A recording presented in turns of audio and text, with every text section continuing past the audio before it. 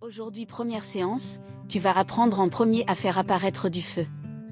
Vu que c'est ta première fois, ferme les yeux et pense à la sensation du feu.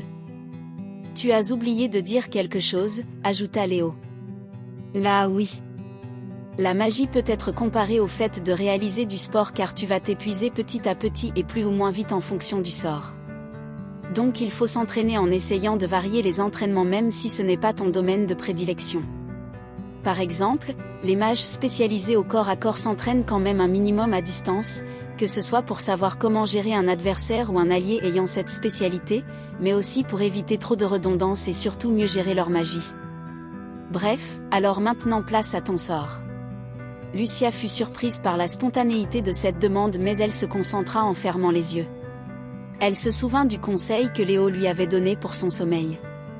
Elle pensa à une bougie, à la sensation du feu émanant d'une flamme, de sa forme, sa couleur, son oscillement et sa chaleur. Elle sentit quelque chose venir, elle ouvrit ses yeux et vit au niveau de la paume de sa main droite une petite flamme. Ara applaudit et Léo regarda silencieusement. « Je suis très surprise par ta rapidité. On va s'éclater grâce à ton potentiel, dit Ara enjouée. Lucia réussit à brûler une feuille A4, à faire aussi en l'espace d'une heure de la télékinésie avec un ballon de handball en pensant au fait de le toucher, apparaître de l'eau au point de remplir un tube à essai en pensant à une douche et créer du vent en faisant envoler une feuille en pensant au bourrasque. Mais au moment de l'électricité elle expliqua qu'elle ne connaissait pas la sensation de cet élément. Ara lui prit la main tout en la regardant droit dans ses yeux. Ça risque de piquer un peu. Lucia n'eut pas le temps de réagir qu'elle reçut une décharge électrique de la part d'Ara. Elle serra les dents et réussit ainsi à faire apparaître de l'électricité et alluma une ampoule qu'elle tenait dans sa main droite sans la faire exploser. Ara était très enjouée par les fulgurances de Lucia mais Léo demanda. « Lara, tu penses pouvoir atteindre le niveau demandé par moi-même et la Manus ?»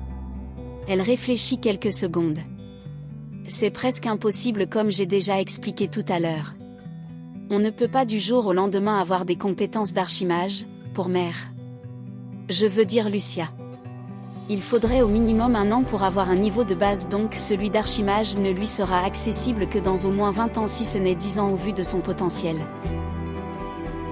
Je vais t'expliquer 2-3 choses sur la magie de combat. Pour les autres magies tu verras ça l'année prochaine à ton académie. Léo t'en a probablement parlé rapidement. On peut modifier la magie en variant son intensité soit pour assommer, blesser ou tuer comme tu as pu faire en t'entraînant aujourd'hui mais on peut aussi la combiner. Je te conseille de prendre des notes pour t'en souvenir car ça m'étonnerait que Léo en ait fait un paragraphe dans ses classeurs. Lucia comprit qu'elle devra probablement un jour tuer quelqu'un. L'idée de base lui déplaisait énormément mais si elle ne pouvait faire autrement, elle le ferait. Elle prit son téléphone et prit en note les paroles d'Ara. Tu peux faire accélérer la vitesse de projection de tes sorts en les combinant avec celui du vent mais il ne faut pas abuser de sa puissance sous peine de nuire à l'efficacité du sort de base. Bien évidemment mélanger du feu et de l'eau fera de la fumée donc un bon moyen pour brouiller la vue de l'ennemi. La combinaison de l'eau et de l'électricité est vraiment bonne pour des raisons évidentes. Tu peux aussi rendre le sort plus ou moins grand, il en va de même pour son intensité. Les plus forts magiciens ou sorciers peuvent rendre un sort puissant tout en ayant une grande taille. Une autre particularité est de pouvoir modifier la forme du sort, par exemple en forme de boule, de trait ou même de carré. Pour toutes les possibilités, il faut bien évidemment connaître les règles, ses capacités avec ses forces et faiblesses. Pour bien réussir en magie, il faut s'adapter à son environnement et à son adversaire. À savoir aussi comme tu as pu le constater avec Vladimir et Marie la magie ne sert pas qu'à combattre, tu peux réparer des objets et même soigner des personnes blessées.